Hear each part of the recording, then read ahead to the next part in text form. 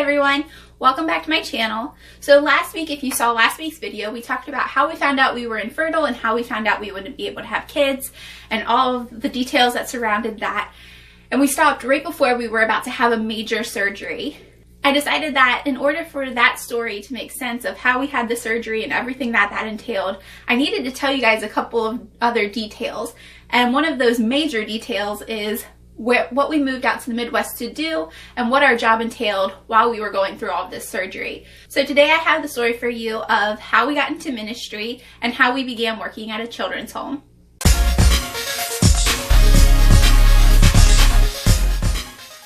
So when we got married, like I said in the last video, I was 19 and he was 21, and we kind of knew that we just wanted to be in ministry. We knew that we wanted to work with kids and we knew we wanted to be in ministry, but we weren't sure exactly what that looked like. Jeremy had a little bit of community college experience. I hadn't gone to college because I got married right away. And so we didn't really know exactly what it was going to look like. We knew we probably needed an education to get into ministry at some level, but we didn't feel like we were at a point in our lives where college was the right thing to do right then because we were in our first year of marriage. So we kind of just spent that first year just praying about what it would be, praying about what we would be doing with our lives. Jeremy was working in a warehouse and just wasn't really fulfilling his passions. So we kind of just felt like we weren't really fulfilling any purpose. And so we decided to start looking at some other options, and we were looking at youth pastors, but everything you needed a degree to do. And so we weren't sure what we were going to be doing. One day we were driving to the gym, and on the radio we heard an advertisement for a place of working with at-risk youth, and they were working at a children's home. And we just kind of looked at each other and we were like, this is it. This is what we should do. We should go work at a children's home. So we went to the gym, we worked out, we came home, and we immediately began researching this children's home. So we emailed them, we said, hey, we're interested, we want to work with these kids, like we have a passion for this. And so they sent us an email back with their job requirements, and one of those was you had to be 25 to work there, and I was only 20 and he was 22. So that was not going to work for us at that time. So we got a little bit discouraged, and we thought, well, okay, that's just one. Maybe there's other ones. We had never really even thought about children's home ministry before. We didn't really realize it was even a thing. So we decided to start researching.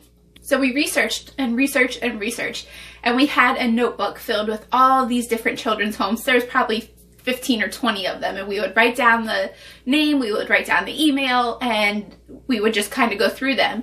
And as we were going through them, we were praying that God would just reveal the right one. We truly felt like this is what we were supposed to be doing. And so we believed that he would reveal it in his time. So about a month goes by, and we're just emailing these places, and they're emailing us back. And most of them were too young to do it. And then some of them, they just didn't really align with our values once we got into that part of researching it.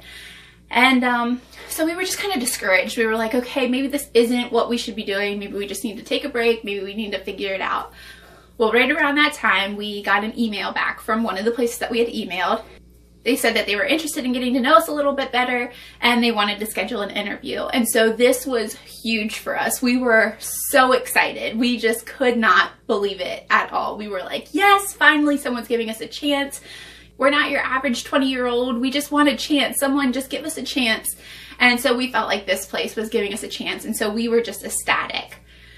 So we have the interview. Things go really well. They're really interested in us. We're really interested in them. They have all of our same values, and it's just looking perfect. So they decide that they want to fly us out, meet us face to face, let us get acquainted with the kids, meet a couple of the kids, meet the other house parents that are out there, and just see if it's a good fit for us and if it's a good fit for them.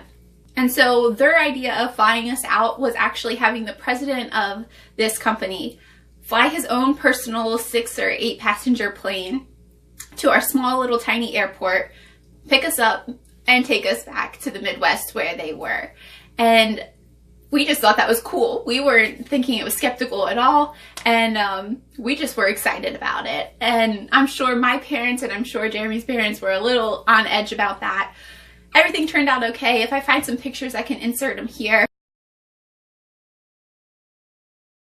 And so on our way, we're flying in this airplane, and the president is just telling us all about the company. He's telling us how he got involved with it and just everything that this children's home entails. And so we were so excited. We landed kind of late at night, and so they had one of the house parents, we'll call them the McAllisters, because who doesn't love Home Alone? They actually came, they picked us up, and they took us back to their group home, and they had like a little apartment attached to it, so we just stayed there for the night. In the morning we woke up and we saw their routine, and their routine was kind of military. Like, that's how it was to us. It was not at all what we were expecting. We got up and there's kids vacuuming and there's kids sweeping the floor, and this is at 6 o'clock in the morning, and we were kind of amazed because all of these kids were running around doing their jobs, and they were just doing exactly what they needed to do. But we were just taken back at 6 o'clock in the morning. We were not expecting that.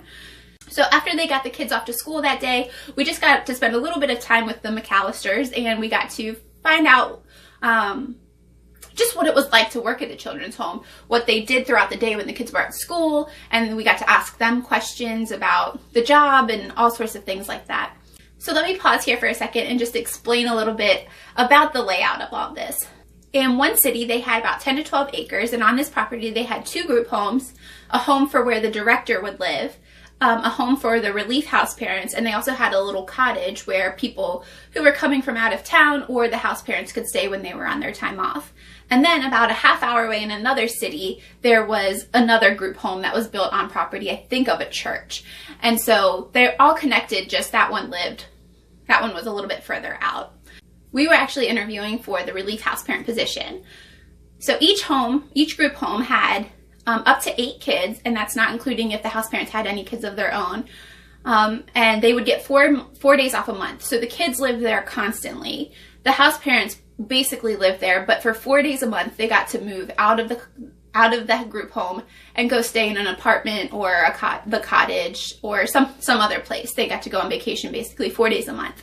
During those 4 days, that's when we would move in. The relief house parents move in, they sleep in their bed, they do all the normal responsibilities, taking care of the kids, cooking, all of those things. So that's the position we were interviewing for.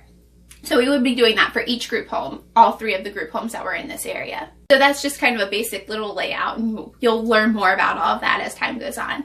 We finished our day with the McAllisters, and then that is when the director of all of the children's home came to pick us up. Now we'll call him Jafar because we did not get along with him very well. There's a lot of stories. He wasn't a horrible man, but we just did not see eye to eye on a lot of things. And so there'll be plenty more stories to come with that.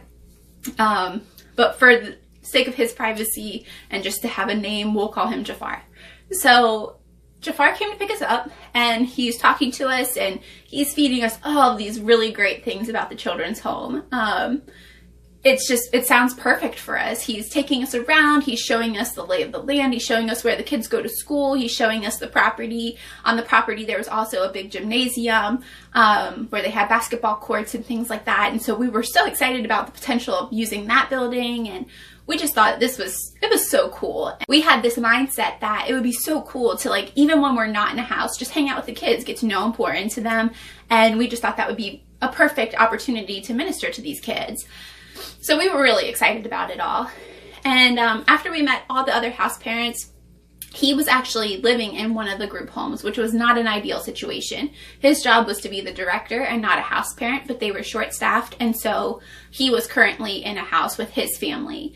And he had told us at some point that the goal would be for us to do house parenting for a short time, and then eventually, once we got kind of comfortable with the job and understood the job and the responsibilities, that they would move into their house and their own house as a family, and we would move in and we would be the house parents. And that was what we fell in love with. We wanted to be house parents. We thought that that was the perfect thing for us. It would give us stability, and we would just be able to get to pour into these kids. And there's kind of a basic set of principles that each group home has to follow, but you kind of can make it your own. And so we were just really excited about being able to make it our own. You know, we've been trying to have kids for a year at this point. We didn't have any kids, and so we thought, well, this would be a great opportunity to fill that void that we're feeling and also minister to other kids who are hurting. we met with all the people, and we just fell in love with the kids. We fell in love with the other house parents, and we just fell in love with the job. We just loved it. So after a weekend out there, the president picked up his plane and flew us all the way back in his own little plane again. So about a week goes by of us praying about it, of them praying about it. We didn't really talk to them in that time.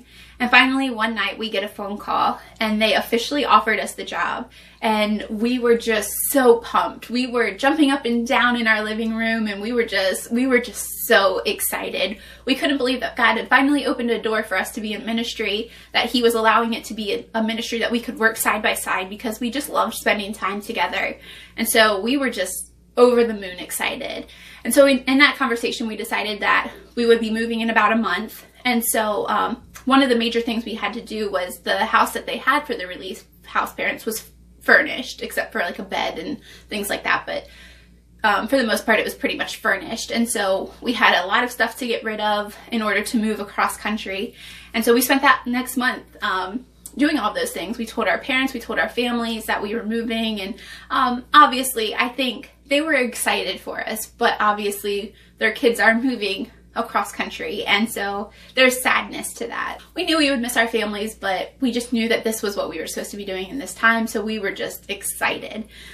So a month goes by and we get everything sold and we give away a lot of things and we move to the Midwest. And so when we pulled up some of the kids from the group homes, and by kids I mean teenagers, they had come to help us unload the truck and get us moved in. And so we got to know them a little bit more. And so we were just excited. We were excited to finally be there. We were excited to start ministry and just to get to know all the people that we were going to be working with. So the next day my parents left, and one of the group homes that was on the property invited us over, and we'll just call them the Walkers just for future video's sake. The Walkers invited us over, so we walked over to their house and we had lunch with them, and they invited us to go to church with them the next day. Now, one of the things that we had talked about to Jafar was if we would be able to choose our own church, because as a young couple, that was just something that was really important to us, and we knew that moving across country, it would be important to find a good support system for our family and just to be plugged in somewhere. And he assured us that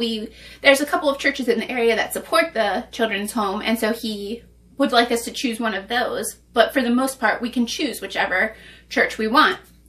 So that we were really excited about that, because that was like a major thing for us. So after having lunch with the Walkers, we're just unwinding from the day, unwinding for the move, and that evening we get a phone call from Jafar, and he's telling us that we can go to this particular church that's in town. And we were like, oh, actually, thank you, but we're gonna go with the Walkers. They invited us today when we had lunch with them, and so we're just gonna go check out that one this week, and then we can check out that one next week. And he was not happy about that, and he let us know. Up until this point, he had been very sweet and very kind, and obviously telling us everything we want to hear to get us there to do this job, because at this point, all of the house parents had not had any relief. They hadn't had any time off, so they were 24/7 living in the house without any time off for months now. And he being one of them who hasn't had any time off because there was nobody to give them time off. And so he was just telling us all these great things up until this point. And so he kind of gets really upset with us that we're going to church with the Walkers. And we were like, well, we already told them, and, it'd be kind of rude not to, but we will go check it out next week. Like, if that's what you want us to do. And we got off the phone with him and we were like, what was that? Like, why did he get so upset with us for that when he told us we could choose our own church? And so we're trying to figure out what this one particular church has to do with anything and why he's so upset with us on our first night there. And now, mind you, our actual start date wasn't until Monday. So we're living there, but we're not actually employed by them yet. And so we were just kind of like, well, he doesn't really get to dictate what we do until Monday, so we're still going to go to church with the Walkers since they were kind enough to invite us, and we'll go check out the other church next week. We just had a little bit of that like feeling where something bad is going to happen. And that's where we were. So that's where I'm going to leave off this story. So hopefully that gives you a little bit of insight into what we were doing out in the Midwest, what our job entailed, and what we were going through while we were going through all the infertile stuff as well. So there'll be more stories of the children's home to come. There's plenty more stories of that to come. There's plenty more stories of our infertility journey, so stay tuned for all of that. So be sure to hit that subscribe button and the little notification bell so you're notified when I put out a new video, so you can continue to see how all of this unfolds. Also, if you like the video, give it a thumbs up so that way I know you're liking these story times, and I'll see you guys next time.